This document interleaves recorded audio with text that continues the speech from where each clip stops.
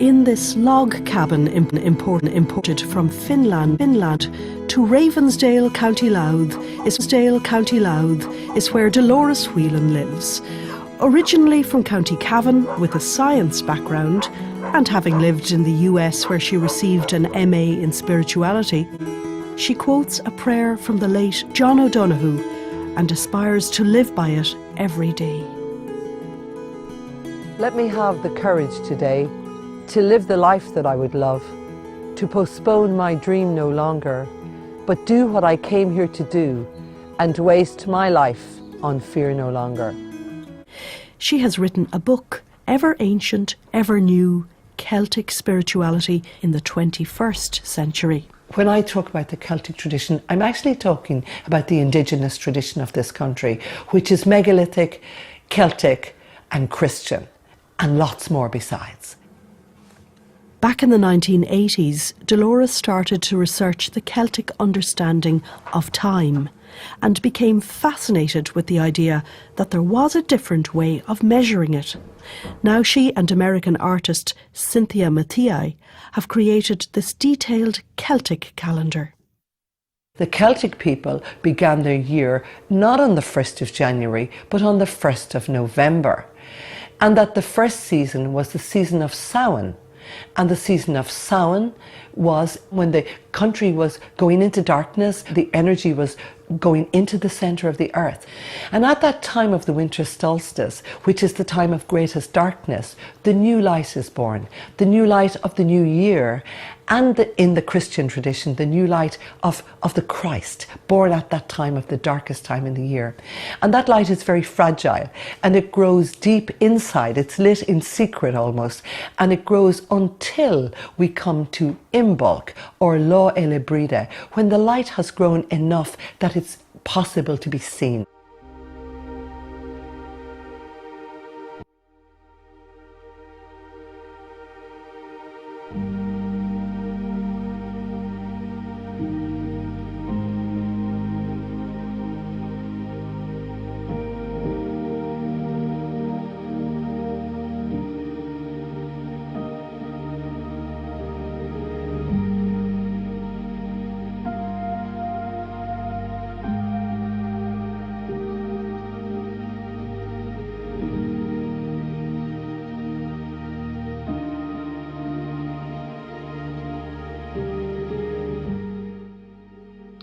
So when the Celts then established themselves, and it's interesting that we know a lot about the Celts, not just from their own stories, but actually from Caesar.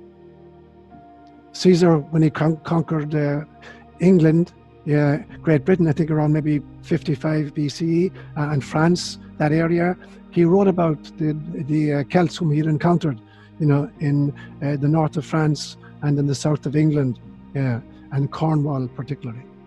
And so he talks about the three great wisdom traditions he found among the Celts. So I'm going to just deal a little bit with each of these traditions for a few moments. So the first group of wisdom holders would be the whom we call them the bards. And the bards are the keepers of the past. That was their, portfolio, the keepers of the past. And so they were historians, and they were genealogists. And it was an oral tradition. There were no written records that they could kind of refer to and kind of brush up on. So they had to memorize these extraordinary lists genealogically and historically. That was part of their task. There were also poets, minstrels, storytellers, and performing artists. And as far as the music was concerned, they had to be able to produce three kinds of music. And in Gaelic, we call them suantri, Gultri, agus Giantri. So suantri is music that can soothe the savage breast, and also lullabies that can, let a child go to sleep, soothe the child. So that was the first kind of music that they had to be able to produce. The second was Gultri, which means nostalgic music. That's what you're able to make you, weep for the past, or, for long people who are gone, to soothe again to create tears for the past. And the third kind of music was Giantri, and that was music to make you feel happy and make you laugh. So the bards had to be able to produce these three kinds of music. And then there were the consummate storytellers. And I think in modern times, we've lost the art of storytelling, and we've lost the kind of the importance and the point of storytelling. We think that basically storytelling is about information, is about entertainment and maybe a little bit of information. And while it was that, for the bards, it was a lot more than that. It wasn't about entertainment so much, and it wasn't about information so much. It was about transformation. So much more importantly than information, they weren't just dealing in data. They were dealing in trans-dimensional journeys. And so a really great storyteller, like the bard, was able to create the following kinds of situations. Firstly, they would allow the listener to go trans-temporal, to be no longer locked into the now, but to be able to move between times, between past and future, and to step out of time completely, in fact. They allowed the listeners, and there's an art to listening. We sometimes forget that it's a two-way art. It's the art of telling the story, and it's the art of listening to the story. And this was Jesus' great frustration when he said, hearing you hear, but you don't understand. Seeing you see, but you don't comprehend. Because you have to listen not just with your ears, you have to be listening with your soul in order to understand the bards or Jesus' parables. So you have to go trans-temporal and trans-spatial. You're no longer identified with the here or the now. So you've gone trans-temporal and trans-spatial. You're gone trans-rational. And by that, I don't mean that you've become irrational. It means you've gone beyond mere reason. You have become post-rational. And so you're engaging with the storyline, not just with your intellect. You're not just unpacking the concepts, cognitively. You're unpacking it at a soul level, an intuitive level, and a heart level. The great storyteller and the great story listener is able to go trans-personal. So you're no longer identified just with the ego, with the skin encapsulated ego, or the notion of a separate self. And finally, it allows you to go trans-dimensional. You're surfing not just the physical dimensions of moving from Ireland to Africa, or from the 21st century to the 13th century. You're going out of dimensions completely, and you're engaging with energies and entities that have no physical extension whatsoever. And so to kind of sum that up, the bard was the person who made time travelers and mystics of the listeners. So that's basically, that was the function of the bard. Secondly came the ovates, and where the bards were the keepers of the past, the ovates were the keepers of the future. So they were the ones, for instance, who created the ceremonies where people, walked through rites of passage. And so it was the induction of people into various stages of their incarnational purpose and their relationship to the tribe and to the planet. So they were the great ritual people who created the ritual that allowed us, to move into the future and to go through the various stages of the life journey. So if you were to put kind of modern terms on it, you could say that there were seers or psychics or shamans, or visionaries, or prophets in some senses, as long as we understand what the word prophet means. Because the purpose of the prophet is not to foretell the future, it's to forestall the future. It's to stop us making stupid mistakes. The function of the prophet is not to predict the future, but rather to prevent the future. Because the prophet and the ovate is the person who can see so clearly who we are and what we're doing that they know where we're headed if we don't get our act together. So it's a group that's vitally needed on our planet right now to be able to prevent us from going where we seem to be headed, and to forestall us from creating what we seem to be creating. And so that was the great function of the ovates, to be able to see the present so clearly that they could help us forestall the future that we don't want to happen. So there would be the ovates. The druids then, in some senses, are the keepers of the now. And they're the intellectual giants of the Celtic world. When I give you a list of the functions they performed, it's just amazing, how like one person or one kind of cadre could have that kind of wisdom, that kind of knowledge, and that kind of responsibility. So there were the scientists of the time, and particularly the science of astronomy, which was a real science. So it wasn't just that they regarded, the heavenly bodies as dead rocks whirling through space, but that the heavenly bodies are intellectual partners in a cosmic dance, of which we are a part. And so their science also is the science of what our place in the cosmos is and how they relate to us and we relate to them. They were the great philosophers, philosophia meaning the lovers of wisdom. So they were the great thinkers about the existential issues and the important kinds of problems. And they were the psychologists. They were the people who could figure out, how the human mind worked and how we got into difficulties and how to, be therapists for us when that happened. They were the theologians and they were the priests. And so they dialogued with and told us about the goddesses and the gods. They were the healers who helped us to maintain a balance among all of these moving parts and to be in dialogue with all of these moving parts. And finally, there were the lawyers and there were the judges.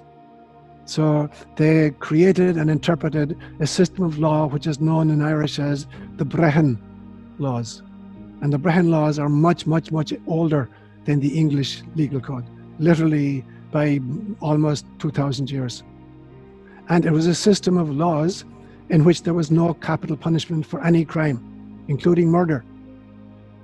It was called a system called the payment of Eric. Eric in Gaelic, E-I-R-I-C, was a system of fines, that there were various fines exacted for particular kinds of crimes, including murder. And the fines were typically paid with cattle. So the currency was cattle. And it was interesting that, that was true as well for the peoples among whom I lived in Kenya, that the Kalenjin peoples and the Maasai, whom you know, that the currency was cattle. They didn't deal in money. Cattle was, a person's wealth was estimated by the number of cows. And among the Kalenjin people, the Kalenjin often, they wouldn't put a name to a dog or a cat, but every single cow, would have a name. And the herder knew exactly which animal you were talking about, even if they had 200 head of cattle. So that was the Celtic way as well. So they're the wisdom keepers. That's the section B. For the Celts then, there were 3 sacred realms. And this is very, very shamanistic. If you're off at all with shamanism, you know that the shamans of all traditions, whether you're talking about Mongolia, or South America, or the Africa, or the Celtic world, there were 3 great realms. And so these realms were the heavenly realms, which were populated by the goddesses and the gods. There was the earthly realm, populated by human beings and by flora and fauna, which had a hugely important place in their thinking. And then there was the underworld, which was populated by our ancestors and by the fairy folk, the Danan. And these 3 realms constantly interacted with each other. They weren't separated. And in fact, the Celtic knot, which you'll find in all great illustrated Irish manuscripts, is always a Trinitarian formula. There are always 3 strands to the Celtic knot, representing these 3 realms. So in some senses, long before the Catholic Church came up with the notion of the communion of saints, where they talked about, the church suffering, which was in purgatory, and the church triumphant, which was in heaven, and the church militant, which was on earth, terrible titles for it. The Celts had gotten there much, much, much earlier. So the Celts had a notion of, I would call it, the communion of all sentient beings, representing all these 3 realms. So everything that existed in the kind of the phenomenological realms that could be experienced was part of that family. So this truly was a vision worthy of a cosmic spirituality. So there'd be the realms in which they lived and with which they interacted. Section D, I want to talk about thin places. In Gaelic, we call it Gaelic. a narrow place or a thin place. And it's a place where the veil between the mystical and the mundane, between the sacred and the secular, is diaphanous. And you can see through it and move through it if you know how to do so. There are entry points into different dimensions. They're the ways in which you interact with the other realms. And these can be, there can be rocks, there could be lakes, there could be rivers, there could be groves of trees. Because at the time the Celts came to Ireland, Ireland was very, very heavily forested. It will be much, much later in the 1500s when the British began to cut down the forests in Ireland for shipbuilding purposes. But at that stage, Ireland was very, very heavily forested. So specific groves of trees would be thin places. But thin places could also be like your imagination was a thin place, music was a thin place, storytelling was a thin place, poetry was a thin place. And so songs and music are the thin place. So I'm going to read for you the oldest Irish poem extant, which comes from about 600 BCE. And it's called The Song of Abergine. And Abergine was the chief bard of the Celts when they arrived in Ireland. And when he steps off the boat as they're trying to conquer the land of Ireland, he sings this song. And it's written in ancient Irish. There's a lot of dispute about the actual translation of it. So if you've ever studied English literature, for instance, English literature is divided into three phases. There's modern English literature, there's kind of Middle English, you know, maybe around Chaucer's time, and then there's Old English.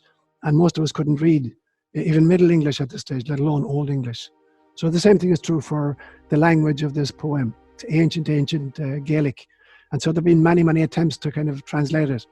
And so there's some agreement and there's some disagreement. So I'm just going to read one translation for you. And I want you to focus on the first two words in every line, because I'm going to make a comment on that. So he's stepping off the boat about to invade this land, and he's bringing his own spirituality and his own cosmology with him. And he says, I am the wind on the sea. I am the stormy wave. I am the sound of the ocean. I am the bull with 7 horns. I am the hawk on the cliff face. I am the sun's tear. I am a beautiful flower. I am the boar on the rampage. I am the salmon in the pool. I am the lake on the plain. I am the defiant word. I am the spear charging into battle. I am the God who put fire in your head, who made trails through the stone mountains, who knows the age of the moon, who knows where the setting sun rests, who took the cattle from the house of the war crow, who pleases the war crow's cattle. What bull, what God created the mountain skyline, the cutting word, the cold word? And when I think of this, two things come up for me. Parts of it remind me of the famous passage from Ecclesiastes, there is a time for everything under heaven, you know that one? Except this one is much, much more ancient than Ecclesiastes, which was written about maybe 200 BCE. And the most interesting thing to me is that phrase, I am, that repeats.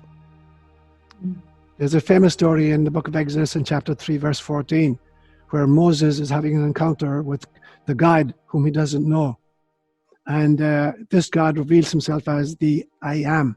But he tells Moses, don't come near, put off your shoes, you're on sacred ground, don't come near. There's a totally different notion in the Celtic world. In the Celtic world, God is not this distant, hands-off, distant demanding deity, stay away, I'm sacred. He is the I am of everything that you're going to encounter, from the tears of the sun to the raging boar to the salmon in the pool. That everywhere you look and every encounter you have, in some senses, represents who God is. So that, in some senses, that's what it means to have, to encounter a thin place. That's section D. So section E, nature.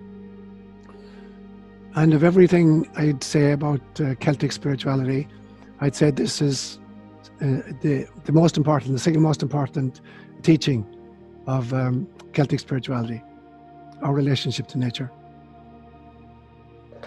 So again, I want to compare it with the notion that comes through the mistaken interpretation of Genesis chapter 1, verse 26, where having created everything and finally having created a man and a woman and introduced them into the Garden of Eden and given them, the opportunity of naming all of the creatures that they found there.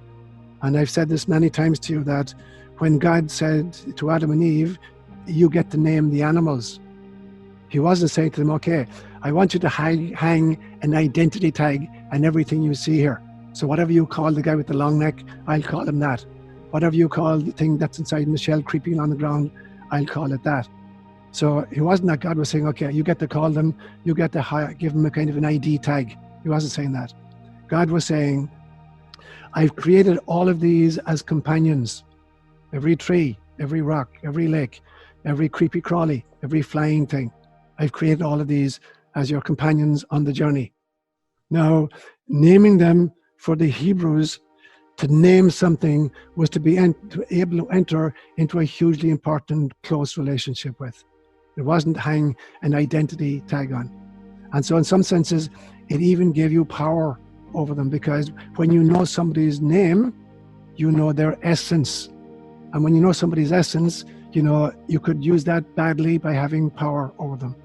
So I'm convinced, for instance, that every soul who volunteers for incarnation, that the last thing of the soul as it wings its way into incarnation is your sacred, secret name.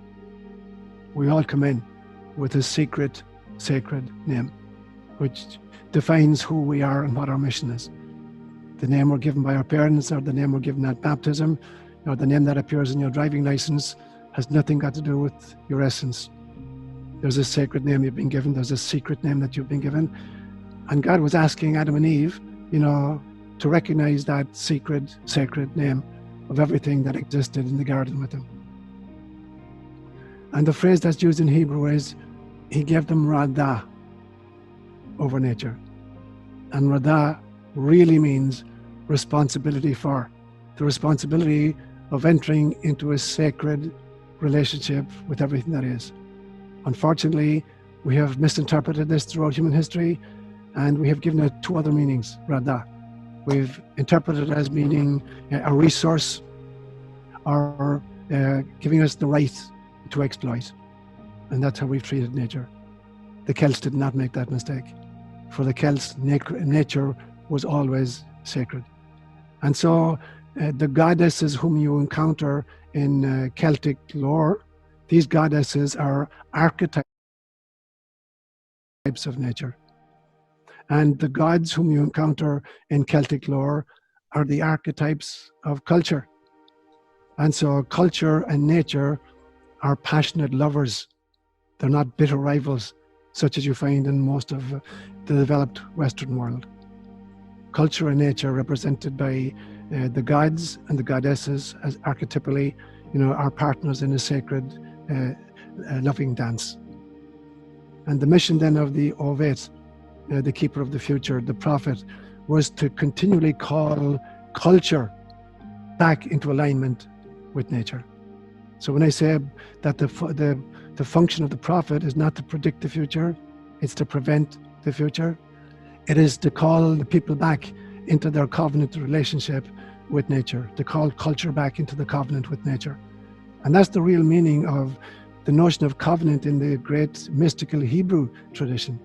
That when we read about God making a covenant, initially with Noah, and then with Abraham, and then with Moses, and then with Jesus, what they're talking about here is that this was God again and again and again calling people back into a covenanted relationship with nature, and if so with the God who manifests, immanently as nature. So all of the great mystical traditions, Judaism, Buddhism, Sufism, and obviously the Celtic tradition knew that. So that was the purpose and that was the function of the prophet, to call culture when it strayed back into its dance with nature. In fact, there was a very important ceremony that took place on a regular basis. Whenever the High King of Ireland died and was to be succeeded, it wasn't a family succession. It wasn't that I'm High King of Ireland and now I die and my son inherits from me. It wasn't that. It would be that there'd be several candidates, submit themselves for the task. And they would be presented with, there was a sacred Irish rock. In Irish we call it the Leah Foil, which is roughly translated as the stone of destiny. And what would happen was these 7 candidates would be brought up in front of this rock, this sacred stone, and they would have to touch it one by one. And the rock would sing when the person whom it had chosen, had touched it. So of the 7 or 8 candidates, mostly the rock would be mute to the touch. But when the designated heir touched it, the song, the Leofoil, the rock, the sacred rock, would sing. And then there would be a sacred ceremony in which this candidate was now married officially to the goddess of the planet, the goddess of nature, an actual ceremony. And if the High King proved to be a faithful steward of the dance and a protector of nature, then the land would flourish and prosper. There would be great harvests. If the king proved to be unfaithful and didn't keep the covenant, there would be famine and there would be war in the land. And so this then was the vibrant, mystical, nature-aligned spirituality that Christianity would subsequently encounter when it arrived in Ireland. So that's basically what I want to say about section 1. Section 2 then, what was it like when they met? So I'm sure in your study of world history, you realize that typically when 2 great cultures encounter each other, often it's in bloody battles. And often, it is that the superior force militarily, conquers the others. And very, very often, the conquest doesn't just end with military occupation. Very often, it ends with the suppression of the existing culture, and even sometimes of the existing language. And since language, and storytelling is the archive of the wisdom of a culture, when you kill their language, you kill their stories. And when you kill their stories, you kill their spirituality. So very, very often, certainly it was the case when Spain and Italy and Europe encountered the new world. That was the result. Not only were 90% of the local population wiped out because they didn't have immunity to smallpox and other things, but they were culturally, destroyed.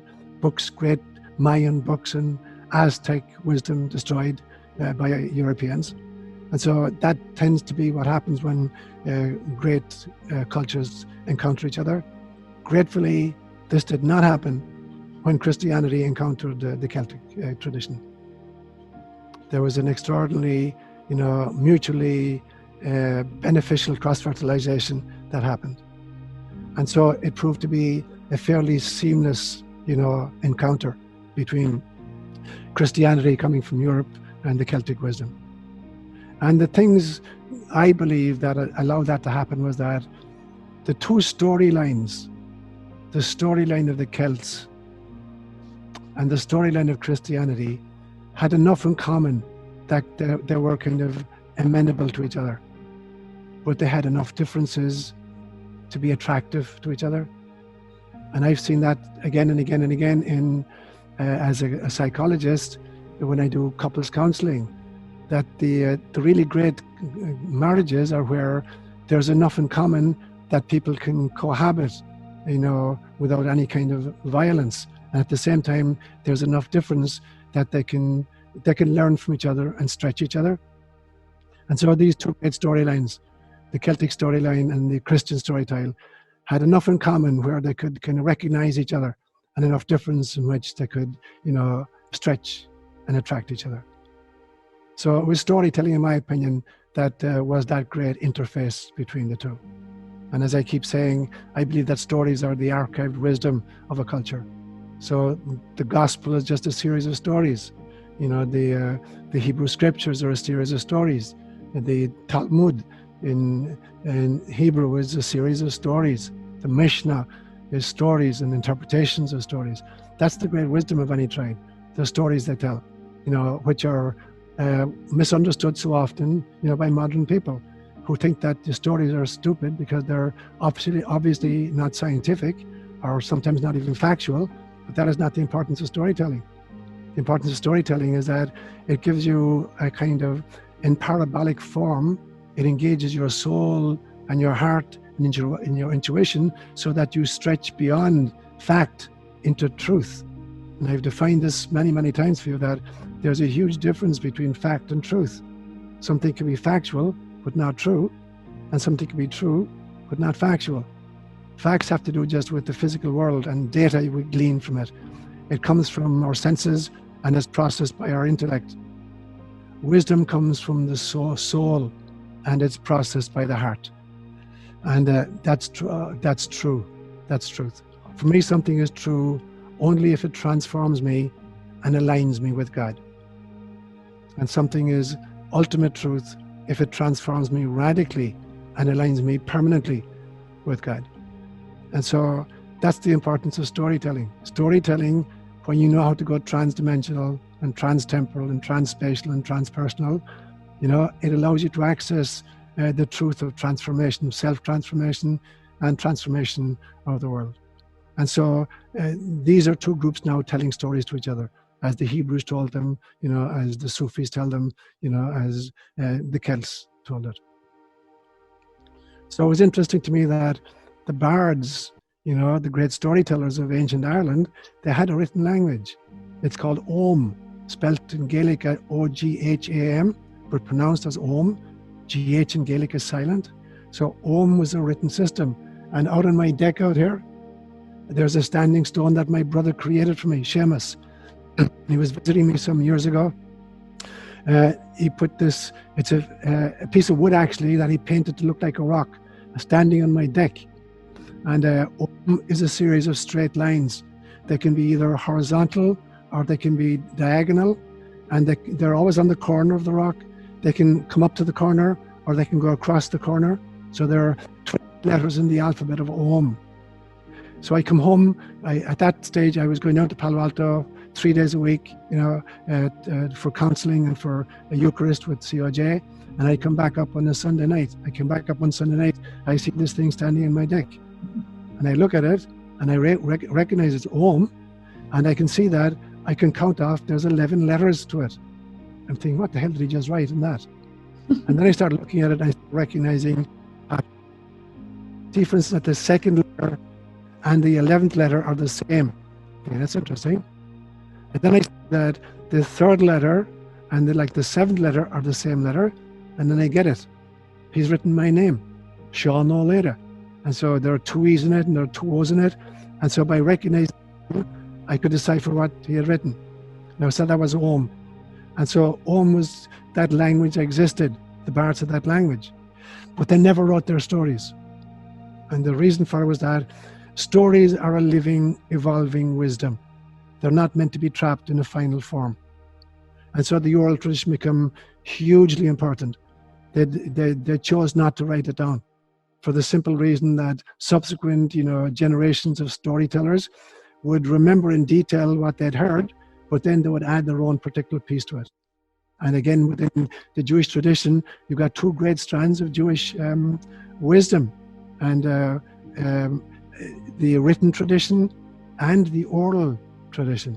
And so they both become hugely important, in the evolution of Jewish spirituality. So we see the very same thing with Jesus' own parables. He never wrote a single thing.